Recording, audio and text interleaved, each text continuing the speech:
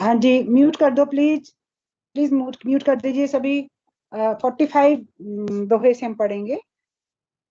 नीलाम्बुज श्यामल कोमलांगं सीता समारोपित वाम भागं पानौ महासायक चारुचापं नमामि रामं रघुवंशनाथं, नमामि रामं रघुवंशनाथं। जय जय श्री सीताराम, जय जय श्री राधे श्याम। गुरु जी महाराज के चरणों में कोटि कोटि प्रणाम। मंगल भवनीय मंगल हारी, द्रवहु सुदशरथ अजर बिहारी। दीन दयाल बिरद संभारी, हरो नाथ मम संकट भारी। जय सिया राम, जय जय सिया राम, जय सिया राम, जय जय सिया राम। प्रसंग चल रहा है कि श्री राम जी सिंहासन आरूढ़ हो गए हैं और श्री राम जी ने सभा बुलाई है। सभा में सब मुनि आए हैं, ब्राह्मण आए हैं, नगर के अयोध्या वासी आए हैं सभी, और सबकी सभा लगी हुई है। और वहां सबने कोई ना कोई प्रश्न पूछा है, जिज्ञासा रखी है। तो राम जी उनके सब जिज्ञासाओं को शांत करने के लिए, प्रश्नों के उत्तर देने के लिए आगे वचन कह रहे हैं। पीछे उन्होंने बताया कि भाई हम जो भगत मेरी शरण में आते हैं उनको क्या क्या करना चाहिए, भक्ति के क्या क्या साधन करने चाहिए, क्या क्या उपाय करने चाहिए। तो अब वो यही बता रहे हैं कि जन्म मरण मेरे भक्तों के किस प्रकार उनके दुख दूर हो, जन्म मरण के जो दुख प्राप्त करने पड़ते हैं मेरे भक्तों के, वो दुख किस प्रकार से दूर हों, उसके बारे में आगे अब राम जी बता रहे हैं। और हूँ एक गुप्त मत सबही कहूँ कर जोरी, शंकर भजन बिना नर भक्ति न पावई मोरी। सियावर राम, जय जय राम, मेरे प्रभु राम, जय जय राम। पिछले एक चौपाई का प्रसंग ले रही हूँ। पीछे श्री राम जी ने बताया था कि भक्ति करनी चाहिए, ज्ञान अगम दुर्गम है, लेकिन भक्ति रहित जो भक्ति रहित जो मेरे पास आता है मुझे वो स्वीकार्य नहीं है। ज्ञान के बिना भक्त अगर मेरी शरण में आ जाता है मैं उसको सहज स्वीकार करता हूँ। और भक्ति तो स्वतंत्र है, सब सुखों की खान है। और संतों का संग करना चाहिए, संतों के संग के बिना प्राणी भक्ति को प्राप्त नहीं कर सकते, क्योंकि संत जीवन में आकर, गुरु जीवन में आकर हमारा मार्ग निर्देशन कर देते हैं, दिशा दिग्दर्शन कर देते हैं कि हम हमारे लिए कौन सा सही रास्ता है और किस प्रकार हम सही रास्ते पर चलें। इसलिए कह रहे हैं कि भक्ति स्वतंत्र है, सब सुखों की खान है, परंतु सत्संग, संतों के संग के बिना प्राणी इस भक्ति को नहीं पा सकते। और पुण्य समूह के बिना संत नहीं मिलते। जब आप अपनी भक्ति प्रारंभ कर देते हो जीवन में, जब सत्संग अटेंड करके सत्संग में अब जब जाते हैं तो हमारे धीरे धीरे धीरे धीरे पुण्य समूह शुरू हो जाते हैं, समूह बन जाते हैं, पुण्य पुंज बन जाते हैं। और फिर संतों के बिना वो पुण्य समूह हमें प्राप्त ही नहीं होते। जैसे ही संत जीवन में आते हैं हमारे पुण्य पुंज, उनका जो पुष्प है कह लो, खिलना शुरू हो जाता है एक तरह से। इसलिए सत्संगति ही संसरति का अंत करती है, अर्थात सत्संगति ही हमारे मनुष्य जीवन का ये मरण, जन्म और मरण का जो चक्र चलता रहता है, आवागमन का जो ये चक्र है, इस चक्र का अंत केवल और केवल जो है भक्ति ही करती है। और भी कह रहे हैं श्री राम जी कि मैं एक और बड़ी गुप्त बात बताता हूँ, सबको नहीं बताता हूँ, किसी किसी को बताता हूँ, तो ये बड़ा मेरा गुप्त मत है। और मैं उसे ही सबसे हाथ जोड़कर कहता हूँ कि शंकर जी के भजन के बिना मनुष्य मेरी भक्ति नहीं पाता। जिसको मेरी भक्ति चाहिए उसको पहले श्री शंकर भगवान की भक्ति करनी आवश्यक है। श्री शंकर जी के भजन के बिना राम की भक्ति प्राप्त नहीं हो सकती। राम जी श्री शंकर जी के इष्ट हैं और शंकर जी श्री राम जी के इष्ट हैं, दोनों एक दूसरे के इष्ट हैं। और दोनों ही एक दूसरे की भक्ति के द्वारा ही पुष्ट होते हैं, पूर्ण होते हैं। कहु भगति पथ कवन प्रयासा, जोग नमक जप तब उपवासा, सरल स्वभाव न मन कुटुलाई, जथा लाभ संतोष सदाई। कहो तो भक्ति मार्ग में कौन सा परिश्रम है?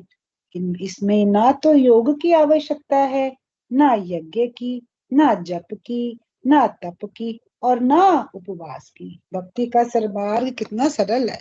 इसमें भक्ति, भगवान जी कह रहे हैं, ना तो आपको जरूरत है कि कोई योग करो, ना कोई यज्ञ करो, ना कोई जप तप करो, ना कोई उपवास करो, केवल और केवल बस भगवान की भक्ति करो। भक्ति में क्या चाहिए भगवान को? सरल स्वभाव हो। सबसे पहली आवश्यकता है कि मानव का स्वभाव अत्यंत सरल हो। मन में किसी के प्रति भी किसी भी प्रकार का कुटिलता का भाव नहीं होना चाहिए। कोई द्रोह बुद्धि, कोई शत्रु बुद्धि ना हो, और जो कुछ भी मिले उसी में सदा संतोष रखे। प्रारब्ध के अनुसार जो भी धन जन, जो भी कुल परिवार, जो कुछ भी प्राप्त हो, उसी में ही जीव को सदैव संतुष्ट रहना चाहिए, और अपना उसको प्रारब्ध समझकर, अपनी की भी मेरे भाग्य में यही लिखा था, उसको सहज स्वीकार करके केवल और केवल भगवान की भक्ति करे, भगवान के चरणों में रहे, सरल रहे, कुटिल ना रहे। बस भगवान को इतना ही चाहिए। मोर दास कहाई नर आसा, करई तो कहूँ कहा विश्वासा, बहुत कहूँ का कथा बढ़ाई, यही आचरण बस में भाई। मेरा दास कहलाकर यदि कोई मनुष्यों की आशा करता है, अर्थात जो मेरी शरण में आ जाता है, एक तरफ तो वो अपने आप को मेरा दास कहलाना चाहता है, ऊपर से दूसरे मनुष्यों की आशा करता है कि उनके साथ बैठ के मैं गप्पे भी मारूं, उनके साथ में सबकी चुगलियां बुराइयां भी करूं, और उनके साथ ही अपना समय भी बिताऊं। ऐसा तो फिर नहीं हो सकता। वो फिर तुम ही कहो कि उसका भला क्या विश्वास है, वो मेरे ऊपर क्या विश्वास रखेगा। अर्थात उसकी मुझ पर आस्था बहुत ही निर्बल है, क्योंकि अगर भगवान के ऊपर पूरा भरोसा नहीं है, विश्वास नहीं है, तो कठिन समय में वो दूसरे मनुष्यों के ही आशा करता है कि दूसरा कोई आए और मेरी विपदा में आकर मेरी मदद करे, मेरी सहायता करे। लेकिन जिसका भगवान के ऊपर संपूर्ण विश्वास है, वो कभी किसी की ना आशा करता है, ना उसकी राह देखता है। वो भगवान के ऊपर सारा अपना सारी डोरी छोड़ देता है और कहता है, नहीं, मेरे प्रभु मेरी जरूर सहायता करेंगे, मेरे प्रभु आएंगे, मेरे प्रभु मेरे हैं, मुझे अपने प्रभु पर विश्वास है, मेरे प्रभु ही मेरा उद्धार करेंगे, मेरी सहायता करेंगे। मुझे किसी से कोई आशा, कोई विश्वास नहीं रखना है, और ना ही मुझे किसी की प्रतीक्षा करनी है। मुझे अगर प्रतीक्षा है तो केवल अपने प्रभु की प्रतीक्षा है। एक यही भाव होना चाहिए, नहीं तो आस्था बहुत निर्बल है। भगवान कह रहे हैं, बहुत बढ़ा चढ़ाकर मैं क्या कहूँ, हे भाइयों, मैं तो इसी आचरण के वश में हूँ। जो भगत इसी आचरण से मेरे ऊपर संपूर्ण भाव से, समर्पण के भाव से आते हैं, तो मैं उनको एक पल भी नहीं लगाता, उनको मैं अपना लेता हूँ, अपनी शरण प्रदान कर देता हूँ। और जो मेरी शरण में आता है, उसके मैं सब दुख कष्ट भव भंजन, सब उसके जो है दुख कष्टों को दूर कर देता हूँ, विघ्न बाधाओं को दूर कर देता हूँ। बैर न भी ग्रह आस न त्रासा, सुख में ताहि सदा सब आसा, अनारंभ अनिकेत अमानी, अनग अरोष दक्ष विज्ञानी।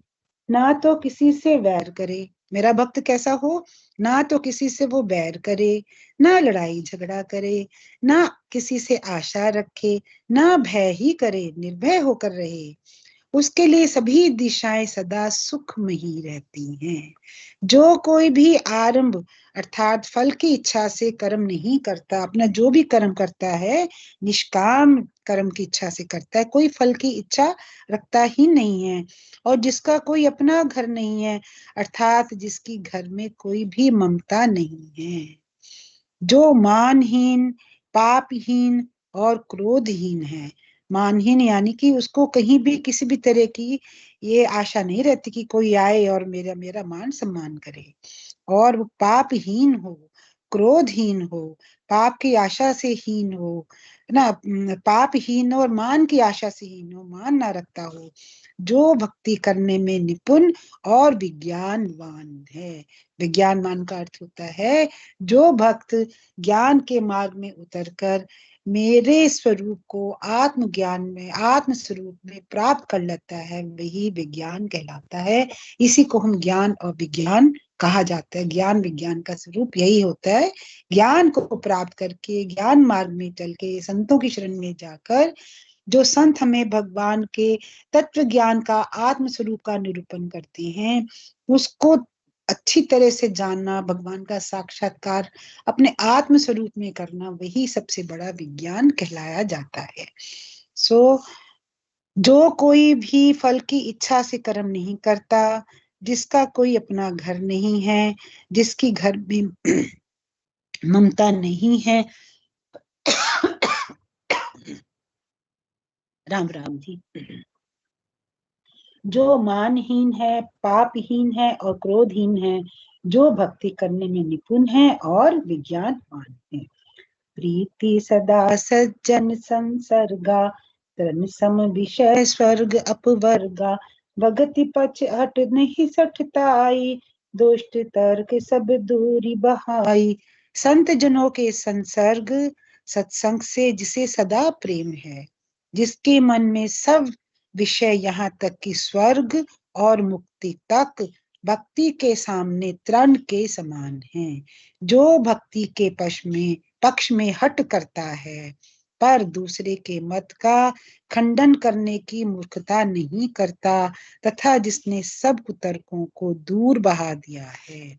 अगर कोई भगवान के विषय में या भक्ति के विषय में तर्क वितर्क करता है, तो जो भक्ति पथ में आ जाता है, वो कभी भी दूसरे के ना तो मत का खंडन करता है और ना ही किसी भी प्रकार के तर्क और कुतर्क में पड़ता है।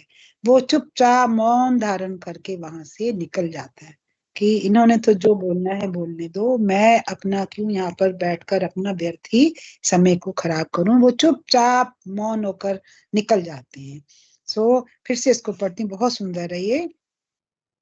संत जनों के संसर्ग अर्थात सत्संग से जिसे सदा प्रेम है, जिसके मन में सब विषय यहाँ तक कि स्वर्ग और मुक्ति तक भक्ति के समान, तृण के समान है, जो भक्ति के पक्ष में ही हट करता है, पर दूसरे के मत का खंडन करने की मूर्खता नहीं करता, तथा जिसने सब कुतर्कों को भी दूर बहा दिया है।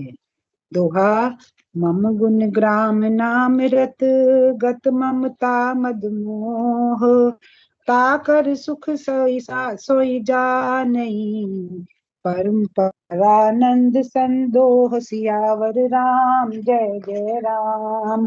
मंगल भवन अमंगल हारी, द्रवहु सुदशरथ अजर बिहारी, दीन दयाल विरद संभारी, हरो नाथ मम संकट भारी। जय सिया राम, जय जय सिया राम, जय सिया राम, जय जय सिया राम।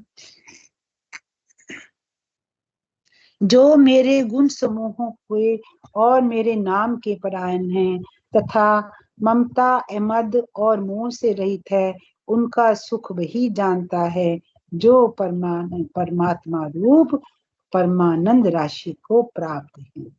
आगे श्री राम जी कह रहे हैं कि जो मेरे गुण समूहों को जानता है और मेरे नाम के परायण है। गुण समूह क्या है भगवान के? भगवान मर्यादा पुरुषोत्तम है, सरल हृदय हैं, करुणा निधि हैं, करुणा निधान। और उन गुण समूहों को जानकर जो भगवान के ही परायण हैं, सदैव भगवान के नाम का ही जप करते रहते हैं, उस जप में ही लीन रहते हैं और ममता, मद और मोह से रहित हैं। अर्थात जो संसार की ममता, संसार का मद, संसार के मोह से रहित हैं, उस ममता को जो संसार के लिए है, उस ममता को अगर वो भगवान के चरणों में और भगवान के नाम में लगा देता है, उस ममता को नाम में लगाकर और उसी नाम में लीन रहकर उसी के मद को प्राप्त करता है, उसी के नशे को प्राप्त करता है और उसी से ही मोह रखता है। किससे? भगवान के चरणों से और भगवान की शरण से, भगवान के नाम जाप से। जो आसक्ति रखता है, ममता रखता है, मद रखता है, मोह रखता है और मेरे गुण समूहों को स्मरण करता है और मेरे नाम के परायण है, वही मेरा भगत है और वही उस सुख को जानता है जो परमात्मा रूप है, जो परमात्मा रूप है, जो परमानंद राशि है। उस परमानंद को, उस परमानंद की राशि को वही भक्त प्राप्त कर सकता है जो उस नाम जप के आनंद में लीन हो जाता है, जिसको कहना चाहिए कि परमात्मा के आनंद में, परमात्मा जो सत्य चित्त रूप उसका आनंद रूप है, भगवान का स्वरूप है, उसी में हर पल हर क्षण वो लीन रहता है। उसकी वृत्ति प्रवृत्ति सदैव उसके भगवान के चरणों में ही रहती, नाम में ही रहती। काम करता है, कर्तव्य कर्म करता जाता है, लेकिन ध्यान उसका जो है परमात्मा के चरणों में, परमात्मा के नाम में ही लगा रहता है। वही मेरे इस परमात्मा रूप को और मेरी इस परमानंद की जो राशि है उसको वो मेरा भगत प्राप्त करता है। सुनत सुधा सम बचन राम के, गहे सबनी पद कृपा धाम के। जननी जनक गुरु बंधु हमारे, कृपा निधान प्राण ते प्यारे। श्री रामचंद्र जी के अमृत के समान वचन सुनकर सबने कृपा धाम के चरण पकड़ लिए और कहा, हे कृपा निधान, आप हमारे माता पिता, गुरु, भाई सब कुछ हैं और प्राणों से भी अधिक प्रिय हैं। तनु धनु धाम राम हितकारी, सब विधि तुम प्रणतार तिहारी। अस सिख तुम बिनु देव न करे, दे न को मातु पिता स्वार्थ रत हो। हे शरणागत के दुख को हरने वाले राम जी, आप ही हमारे शरीर, धन, घर द्वार और सभी प्रकार से हित करने वाले हैं। ऐसी शिक्षा आपके अतिरिक्त कोई नहीं दे सकता। माता पिता हितैषी हैं और शिक्षा भी देते हैं, परंतु वे भी स्वार्थ परायण है, इसलिए ऐसी परम हितकारी शिक्षा नहीं देते जैसी शिक्षा प्रभु आपने हमें प्रदान की है। हेतु रहित जग जुग उपकारी, तुम तुम्हार सेवक असुरारी। स्वार्थ मीत सकल जग माही, सपने प्रभु प्रभु परमारथ नाही। हे असुरों के शत्रु, जगत में बिना हेतु के अर्थात निस्वार्थ उपकार करने वाले तो दो ही हैं, एक आप और दूसरे आपके सेवक। जगत में शेष जो भी हैं वो सभी तो स्वार्थ के मित्र हैं। हे प्रभु, उनमें स्वप्न में भी परमार्थ का भाव नहीं है। सो आप ही हमारे हैं और एक आपके जो सेवक हैं वही हमारे सब, आप दोनों ही हमारे अपने हैं, बाकी तो सब स्वार्थ के मित्र हैं। सबके वचन प्रेम रस साने, सुनि रघुनाथ हृदय हर्षाने। निज निज ग्रह गए आय सुपाई, बरनत प्रभु बत कही सुहाई। सबके प्रेम रस में सने हुए वचन सुनकर श्री रघुनाथ जी हृदय में हर्षित हुए। फिर आज्ञा पाकर सब प्रभु की सुंदर बातचीत का वर्णन करते हुए अपने अपने घर गए। ये हमारे लिए भी एक संदेश है। जब हम सत्संग के बाद अपने घर लौटते हैं तो हमें कोई भी संसारिक वार्ता नहीं करनी चाहिए। वैसे तो मौन धारण करके कहते घर में प्रवेश करना चाहिए, लेकिन क्या है कि स्त्रियां वाचाल अधिक होती हैं, तो राम राम जी, उनको सिर्फ सत्संग की वार्ता करनी चाहिए। अगर बोलने का मन भी है, बातचीत का वार्तालाप का मन भी होता है, तो जो हमारे संत हैं वो यही कहते हैं कि उनको फिर सांसारिक बातें नहीं करनी चाहिए। उनको जो कथा में सुनकर आए हैं उसके बारे में ही मनन चिंतन करके उसी को ही अपना वार्ता का एक वो विषय बनाना चाहिए कि आज हम गुरु जी महाराज जी से सत्संग में हम क्या क्या सुनकर आए हैं, उन्होंने क्या क्या चर्चा की है, उन्होंने हमें क्या क्या सिखाया है, ये चर्चा करनी चाहिए। दोहा, उमा अवध बासिन नारी कथा रथ रूप, ब्रह्म सच्चिदानंद घन रघुनायक जय भूप। मंगल भवन मंगल हारी, द्रबहु सुदशरथ अजर बिहारी। दीन दयाल विरद संभारी, हरो नाथ मम संकट भारी। जय सिया राम जय जय सिया राम, जय सिया राम जय जय सिया राम। शिव जी कहते हैं, हे उमा, शिव जी कथा सुना रहे हैं ना उमा को, पार्वती माता को। शिव जी कहते हैं, हे उमा, अयोध्या में रहने वाले पुरुष और स्त्री सभी कृतार्थ स्वरूप हैं, सभी धन्य धन्य हो गए हैं, जहां स्वयं सच्चिदानंद घन ब्रह्म श्री रघुनाथ जी राजा हैं। जिस नगरी के राजा स्वयं रघुनाथ हो तो वहां तो फिर क्या बल्ले बल्ले ही है, वहां तो आनंद बरसेगा ही बरसेगा। तो कह रहे हैं कि वहां के स्त्री पुरुष सभी कृतार्थ स्वरूप हैं, जहाँ स्वयं सच्चिदानंद घन आनंद की वर्षा करने वाले ऐसे वो सच्चिदानंद घन जो ब्रह्म हैं, वो श्री रघुनाथ जी वहां के राजा हैं। जय जय श्री सीताराम, जय जय श्री राधे श्याम। कृष्ण नीलांबुज श्यामल कोमलांगम, सीता समारोपित वाम भागम। पानौ महासायक चारु चापम, नमामि रामं रघुवंशनाथं, नमामि रामं रघुवंशनाथं। जय जय श्री सीताराम, जय जय श्री राधे श्याम। सबको राम राम जी, राम राम।